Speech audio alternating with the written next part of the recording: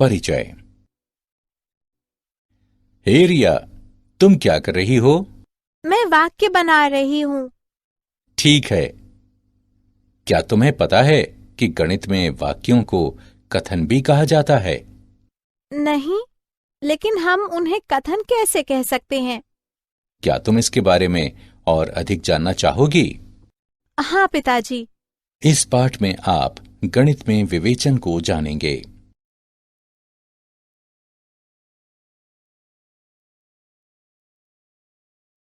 उद्देश्य।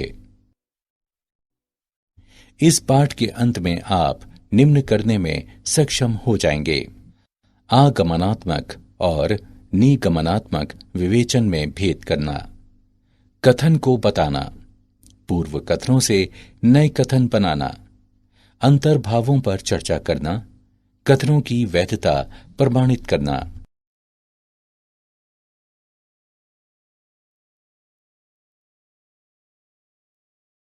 कथन। साक्ष्य से निष्कर्षों पर पहुंचने की प्रक्रिया विवेचन है। गणित में विवेचन के दो प्रकार होते हैं: एक आगमनात्मक और दो निगमनात्मक। विशिष्ट तथ्यों से सामान्य सिद्धांतों तक विवेचन ही आगमनात्मक विवेचन है। उदाहरण: उसके बाल लाल हैं, इसलिए उसकी प्रकृति क्रोधी स्वभाव वाली है। निगमनात्मक विवेचन वह विवेचन होता है जिसमें आगत प्रस्ताव की सत्यता तार्किक रूप से निर्गत प्रस्ताव की सत्यता की प्रतिभू होती है। दिया जाता है कि विवेचन में कोई गलती नहीं हुई है। एक तर्कसंगत उदाहरण दें जो विश्वास से उद्धत हो। यदि कमरे में अंधेरा है तो या तो लाइट बंद है या फिर बल्ब का फ्यूज उड़ गया है। कमरे में अंधेरा है, लाइट का स्विच बंद नहीं है। निष्कर्ष: बल्ब का फ्यूज उड़ गया है।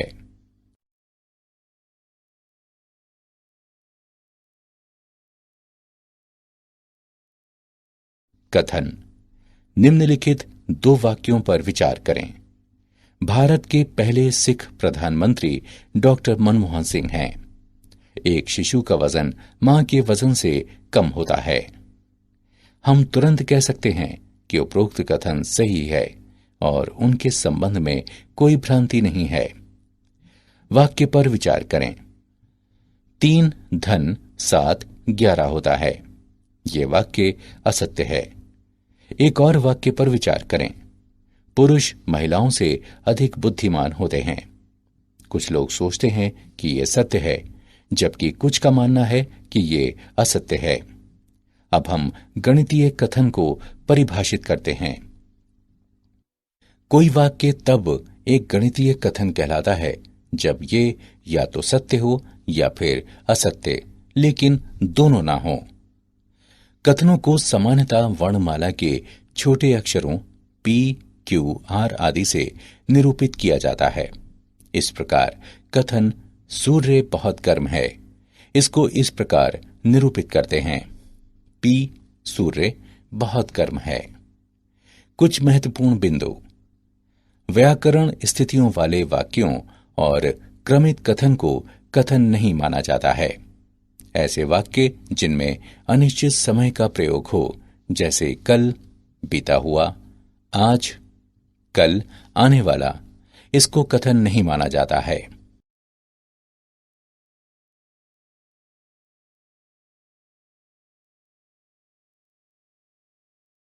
उदाहरण।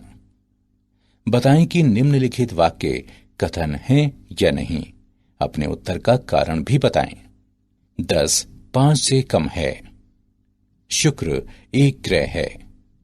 गणित एक कठिन विषय है। हल। 1 वाक्य असत्य है क्योंकि 10 5 से अधिक है, अतः वाक्य एक कथन है। 2 वाक्य शुक्र एक ग्रह है एक सत्य वाक्य है क्योंकि इसकी वैज्ञानिक रूप से पुष्टि हुई है, अतः वाक्य एक कथन है। 3 वाक्य व्यक्तिपरक है क्योंकि अलग अलग व्यक्तियों की राय भिन्न भिन्न होती है, अतः वाक्य सदैव सत्य या सदैव असत्य नहीं है, इसलिए वाक्य एक कथन नहीं है।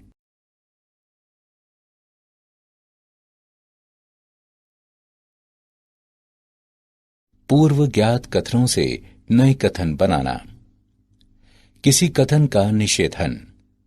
मान लें कि पी कोई कथन है, तब पी को नकारता हुआ कथन पी का निषेधन कहलाता है। पी के निषेधन की रचना पी से पहले ये असत्य है लिखकर की जाती है। निषेधन की रचना पी नहीं शब्द को शामिल करके की जाती है। कथन पी के निषेधन को पी नहीं से निर्दिष्ट करते हैं। उदाहरण के लिए मान लें कथन पी है, राम बुद्धिमान है, तब पी नहीं कथन होता है, राम बुद्धिमान नहीं है। ये असत्य है कि राम बुद्धिमान है। मिश्र कथन। संयुक्त कथन। एक मिश्र कथन वो कथन होता है जो दो या अधिक कथनों से मिलकर बनता है। इन कथनों में से प्रत्येक एक घटक कथन कहलाता है। एक मिश्र कथन बनाने के लिए हम संयोजक शब्दों जैसे और या के प्रयोग द्वारा दो कथनों को संयुक्त कर सकते हैं। उदाहरण के लिए एक कथन पी है कि अंक देने या जोड़ने में कुछ गलती है। उपरोक्त कथन हमें बताता है कि परीक्षक द्वारा अंक देने में कुछ गलती है या जोड़ने में कुछ गलती है। शब्द या से जोड़ दिए गए कथन को निम्नलिखित दो कथनों में अलग अलग किया जा सकता है। एक कथन क्यों है कि अंक देने में कुछ गलती है।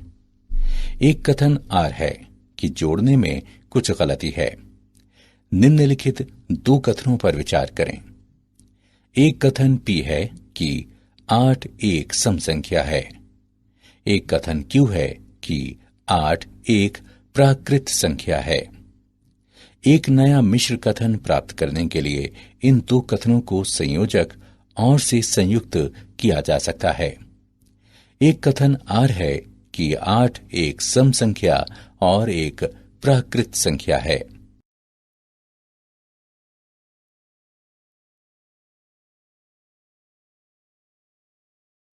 उदाहरण।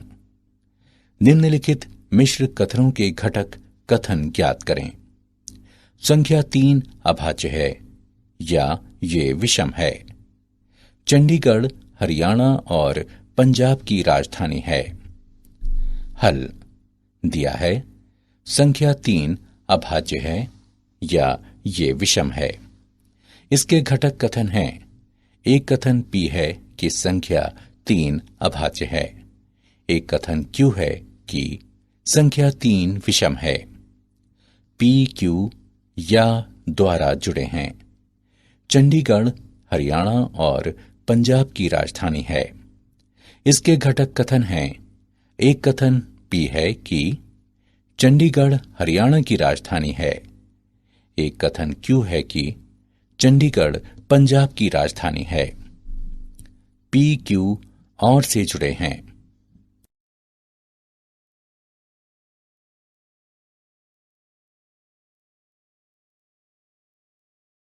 विशेष शब्द या वाक्यांश। शब्द और। एक, और वाला मिश्र कथन सत्य है यदि इसके सभी घटक कथन सत्य हैं। 2, और वाला मिश्र कथन असत्य है यदि घटक कथनों में से कोई भी असत्य है। अन्य सत्य हो सकते हैं।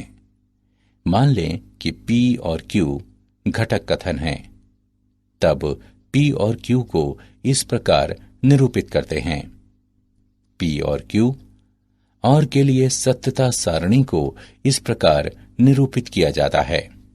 P सत्य और Q सत्य के लिए P और Q सत्य है। P सत्य और Q असत्य के लिए P और Q असत्य है। P असत्य और Q सत्य के लिए P और Q असत्य है। P असत्य और Q असत्य के लिए P और Q असत्य है। उदाहरण के लिए एक कथन P है कि 30 2, 5 और 6 से विभाज्य है। इसके निम्नलिखित घटक कथन हैं। एक कथन Q है कि 30 2 से विभाज्य है। एक कथन R है कि 30 5 से विभाज्य है। एक कथन S है कि 30 6 से विभाज्य है। Q, R और S सत्य कथन हैं। P भी एक सत्य कथन है। शब्द या, अपवर्जित या। एक मिश्र कथन P या Q में यदि दो विकल्पों में से केवल एक ही होता है, अर्थात घटक कथन P या Q, लेकिन दोनों नहीं, तो संयोजक शब्द या अपवर्जित या कहलाता है। उदाहरण के लिए एक कथन P है कि 2 पिज्जा के साथ एक कोल्ड कॉफी या एक कोल्ड ड्रिंक मुफ्त उपलब्ध है। इसका अर्थ है कि जो व्यक्ति 2 पिज्जा के साथ कोल्ड कॉफी नहीं चाहता है, वो इसके स्थान पर एक कोल्ड ड्रिंक ले सकता है। या यदि कोई 2 पिज्जा के साथ एक कोल्ड ड्रिंक नहीं चाहता है, तो वो कोल्ड कॉफी ले सकता है। लेकिन व्यक्ति 2 पिज्जा के साथ दोनों को नहीं ले सकता। ये शब्द या का अपवर्जित प्रयोग कहलाता है। अंतर्विष्ट या। एक मिश्र कथन P या Q में यदि दो विकल्पों में से कम कोई एक होता है, अर्थात घटक कथन P या Q या दोनों होते हैं, तो संयोजक शब्द या अंतर्विष्ट या कहलाता है। उदाहरण के लिए एक कथन Q है कि एक छात्र जिसने इंटर में व्यावसायिक अध्ययन या गणित विषय लिया हो, बीकॉम पाठ्यक्रम के लिए आवेदन कर सकता है। कथन Q इंगित करता है कि जिन छात्रों ने इंटर में व्यावसायिक अध्ययन और गणित दोनों विषय लिए हैं, वे बीकॉम पाठ्यक्रम के लिए आवेदन कर सकते हैं। जिस छात्र ने इन विषयों में से केवल एक ही विषय लिया है, वे भी बीकॉम के लिए आवेदन कर सकते हैं। ये शब्द या का अंतर्विष्ट प्रयोग कहलाता है। या वाले मिश्र कथनों के लिए नियम। 1. या वाला कोई मिश्र कथन सत्य होता है जब एक घटक कथन सत्य हो या दोनों घटक कथन सत्य हों। 2. या वाला कोई मिश्र कथन असत्य होता है जब दोनों घटक कथन असत्य हों। मान लें कि P और Q घटक कथन हैं, तो P या Q को इस प्रकार निरूपित किया जाता है। P या Q के लिए सत्यता सारणी को इस प्रकार निरूपित करते हैं। P सत्य और Q सत्य के लिए P या Q सत्य है। P सत्य और Q असत्य के लिए P या Q सत्य है। P असत्य और Q सत्य के लिए P या Q सत्य है। P असत्य और Q असत्य के लिए P या Q असत्य है। परिमाणवाचक वाक्यांश। 2 परिमाणवाचक वाक्यांश हैं। 1. एक ऐसे का अस्तित्व है। 2. सभी के लिए, प्रत्येक के लिए। उदाहरण के लिए एक कथन है कि एक ऐसे वृत्त का अस्तित्व है जिसकी त्रिज्या 1 इकाई है। इसका अर्थ है कि कम से कम एक ऐसा वृत्त है जिसकी त्रिज्या 1 इकाई है।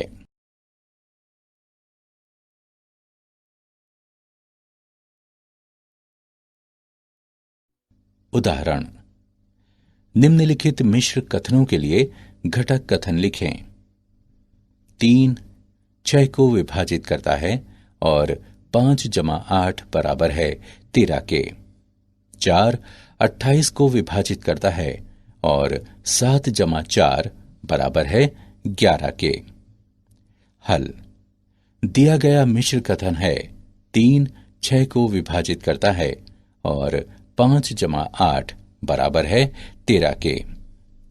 घटक कथन है P 3 6 को विभाजित करता है, Q 5 + 8 बराबर 13। P सत्य है और Q भी सत्य है, अतः P और Q सत्य है। दिया गया कथन है 4 28 को विभाजित करता है और 7 + 4 बराबर 11। घटक कथन है P 4 28 को विभाजित करता है, Q 7 + 4 बराबर 11। P सत्य है और Q सत्य है, अतः P और Q सत्य हैं।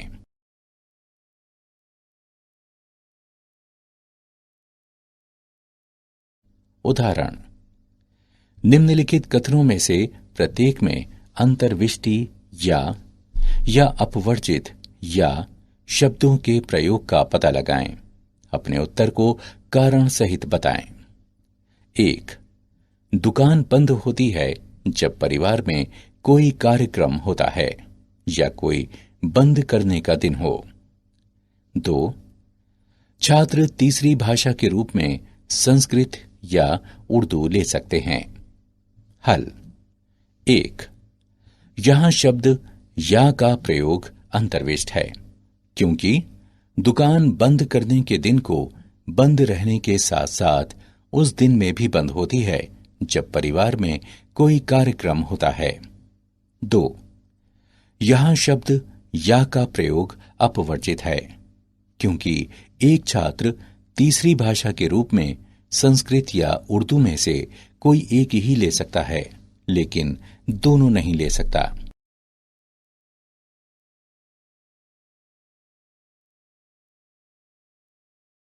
अंतर्भाव: हम अंतर्भाव यदि तो, केवल यदि और केवल यदि पर चर्चा करेंगे।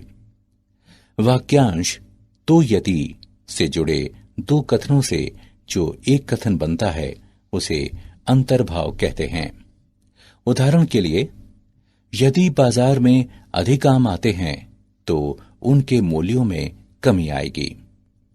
यदि P तो Q निम्नलिखित कथनों के समान हैं। 1. यदि P तो Q का अर्थ है कि P अंतर्भाव Q, इसे P अंतर्भाव Q से निर्दिष्ट करते हैं। इस प्रकार यदि कोई संख्या 10 की एक गुणज है तो वो 5 की भी गुणज है। 2. P पर्याप्त प्रतिबंध है Q के लिए। उदाहरण के लिए, यह ज्ञात होना कि कोई संख्या 8 की गुणज है पर्याप्त है यह निष्कर्ष निकालने के लिए कि वो संख्या 4 की भी गुणज है। 3. P केवल यदि Q, इसका अर्थ हुआ कि कोई संख्या 8 की गुणज है केवल यदि वो संख्या 4 की भी गुणज है। 4. Q अनिवार्य प्रतिबंध है P के लिए। इसका अर्थ है कि जब कोई संख्या 8 की गुणज है तो वो संख्या अनिवार्य रूप से 4 की भी गुणज है। 5. निषेधन Q अंतर्भाव निषेधन P, इसका अर्थ हुआ कि जब कोई संख्या 4 की गुणज नहीं है तो वो 8 की भी गुणज नहीं है।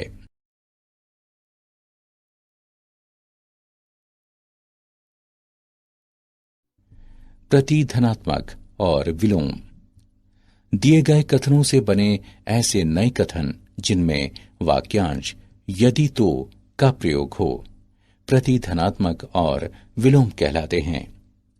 उदाहरण के लिए, निम्नलिखित यदि तो वाले कथन पर विचार करें।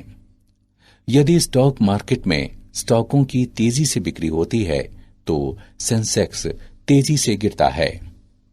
इस कथन का प्रतिधनात्मक कथन है, यदि सेंसेक्स तेजी से नहीं गिरता है तो स्टॉक मार्केट में स्टॉकों की बिक्री तेजी से नहीं होती है।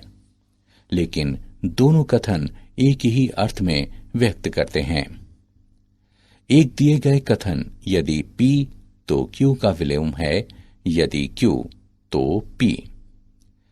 एक कथन पर विचार करें, यदि दो पूर्णांक X और Y इस प्रकार हैं कि x y से बड़ा है, तो x घटा y सदैव एक धन पूर्णांक है। इस कथन का विलोम कथन है, यदि दो पूर्णांक x और y इस प्रकार हैं कि x घटा y सदैव एक धन पूर्णांक है, तो x y से बड़ा है। यदि और केवल यदि का प्रयोग। इसे प्रतीक यदि और केवल यदि से प्रदर्शित किया जाता है, जिसका अर्थ है कि दो कथनों P और Q के लिए निम्नलिखित समतुल्य रूप हैं। एक, P यदि और केवल यदि Q। दो, Q यदि और केवल यदि P। तीन, P अनिवार्य और पर्याप्त प्रतिबंध है Q के लिए और इसका विलोम यानी उल्टा। चार, P यदि और केवल यदि Q।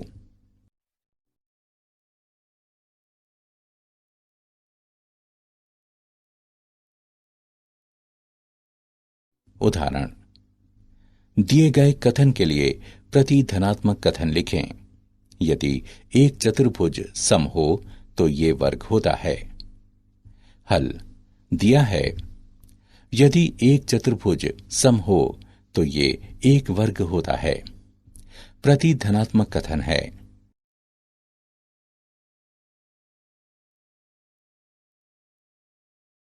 उदाहरण, दिए गए कथन के लिए विलोम कथन लिखें।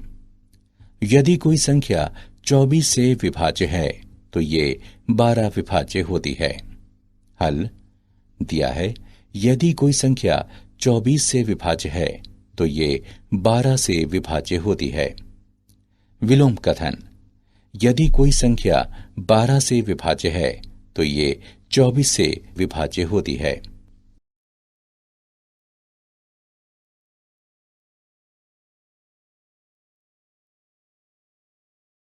उदाहरण, यदि और केवल यदि का प्रयोग करते हुए दिए गए कथनों को संयुक्त करें। एक कथन P है कि किसी चतुर्भुज की सम्मुख भुजाओं का एक युग्म समांतर और बराबर हो, तो ये एक समांतर चतुर्भुज होता है। एक कथन Q है कि यदि कोई चतुर्भुज एक समांतर चतुर्भुज हो तो इसकी सम्मुख भुजाओं का एक युग्म समांतर और बराबर होता है। हल दिया है, एक कथन P है कि किसी चतुर्भुज की सम्मुख भुजाओं का एक युग्म समांतर और बराबर हो, तो ये एक समांतर चतुर्भुज होता है। एक कथन Q है कि यदि कोई चतुर्भुज एक समांतर चतुर्भुज हो तो इसकी सम्मुख भुजाओं का एक युग्म समांतर और बराबर होता है। आइए यदि और केवल यदि का प्रयोग करते हुए इन कथनों को संयुक्त करें। हमें प्राप्त होता है, एक चतुर्भुज एक समांतर चतुर्भुज होता है यदि और केवल यदि इसकी सम्मुख भुजाओं का एक युग्म समांतर और बराबर हो।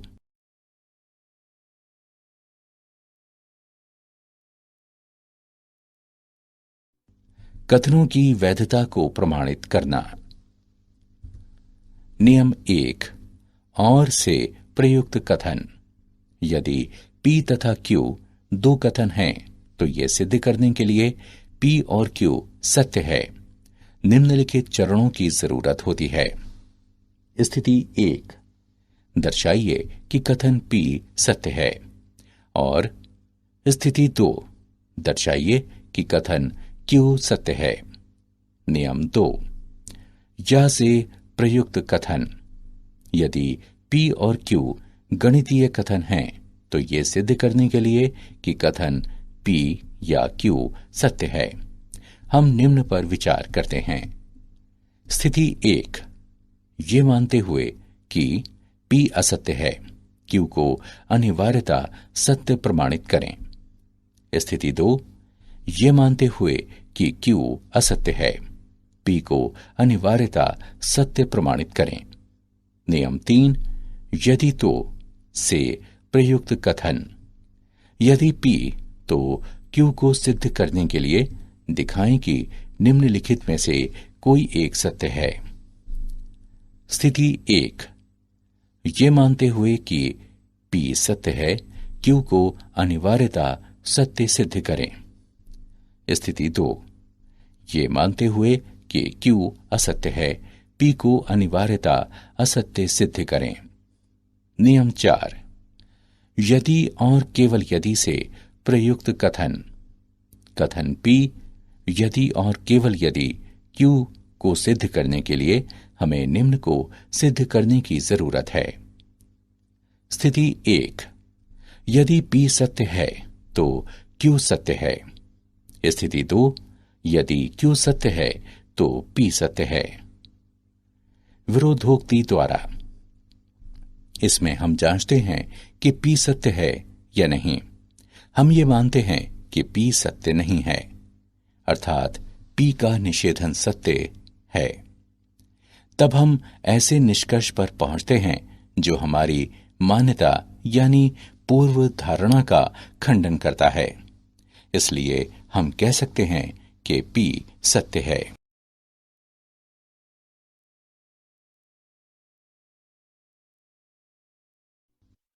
क्या आप जानते हैं, अरस्तु ने निगमनात्मक विवेचन में महान योगदान दिया। जर्मन गणितज्ञ G.W. लिबनिज ने निगमनात्मक विवेचन में प्रतीकों के प्रयोग की अवधारणा का विकास किया।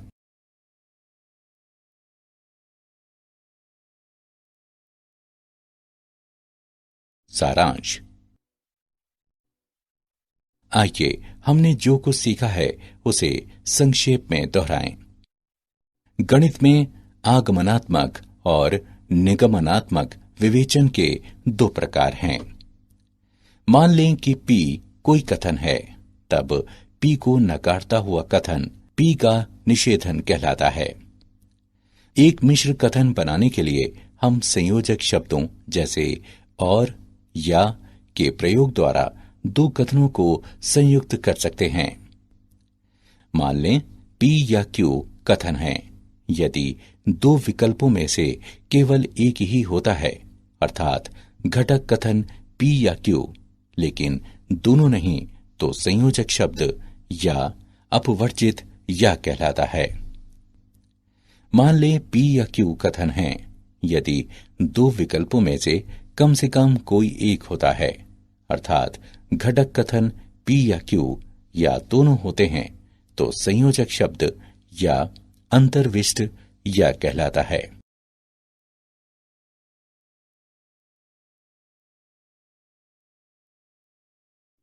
एक ऐसे का अस्तित्व है, सभी के लिए, प्रत्येक के लिए दो परिमाणवाचक वाक्यांश हैं। वाक्यांश तो यदि से जुड़े दो कथनों से जो एक कथन बनता है उसे अंतर्भाव कहते हैं। केवल यदि, यदि और केवल यदि अंतर्भावों के अंतर्गत आते हैं। दिए गए कथनों से बने ऐसे नए कथन जिनमें वाक्यांश यदि तो का प्रयोग हो, प्रतिधनात्मक और विलोम कहलाते हैं।